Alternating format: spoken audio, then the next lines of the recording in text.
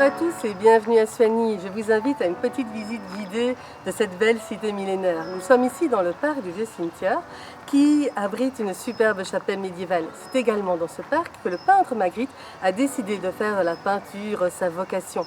Venez avec moi, je vous invite à découvrir cette superbe petite ville.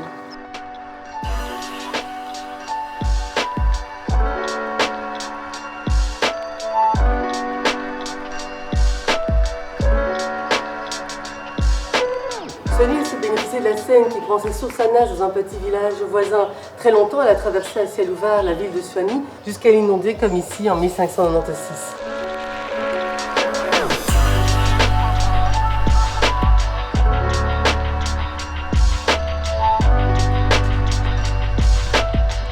La rivière sortait ensuite de la ville par les remparts. Les remparts fortifiés ont été démantelés, mais les levées de terre qui ont été construites à l'origine sont toujours bien là, derrière ces murs.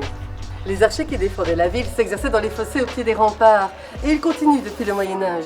Si d'aventure vous passez à Soigny et que la porte est ouverte, n'hésitez pas à passer la tête, mais bien prudemment.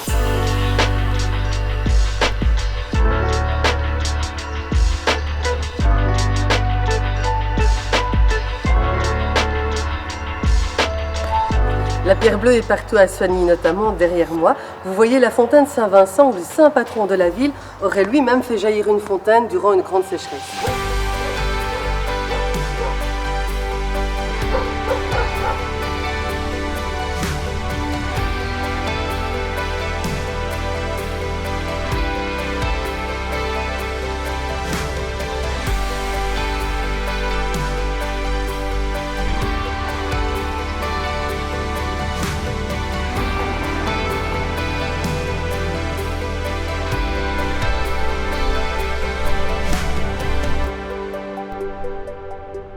L'histoire de Soigny commence au 7e siècle après Jésus-Christ avec la venue de Vincent Madelguer.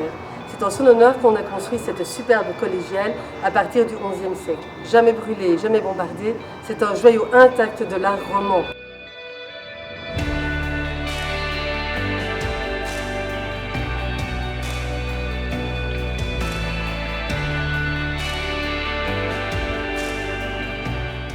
Je suis ici sur les tribunes que les chanoines utilisaient pour rejoindre le chœur et passer discrètement au-dessus de la nef.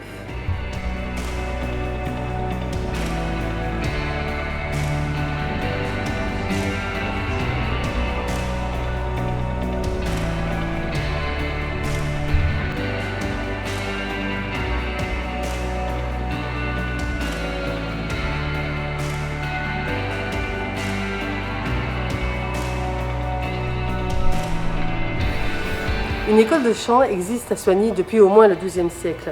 Cette académie est installée dans une ancienne maison de chanoine qui l'a cédée pour que les enfants apprennent le chant. Ça veut dire que c'est une des plus anciennes de Belgique et que des enfants apprennent ici à chanter et à jouer de la musique depuis au moins le Moyen-Âge. Nous sommes ici devant la Villa Teresa. C'est aujourd'hui une chambre d'hôte, mais à l'époque des chanoines, c'était un caviste qui vendait le vin pour le chapitre des chanoines pour tous leurs besoins.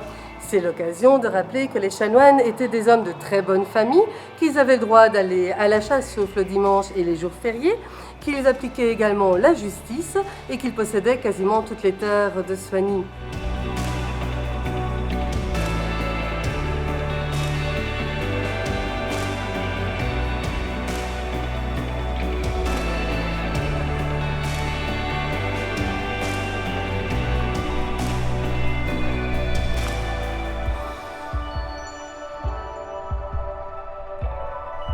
Soigny, c'est une balade à travers 1400 ans d'histoire, alors n'hésitez pas à venir nous rejoindre et à découvrir cette superbe petite ville.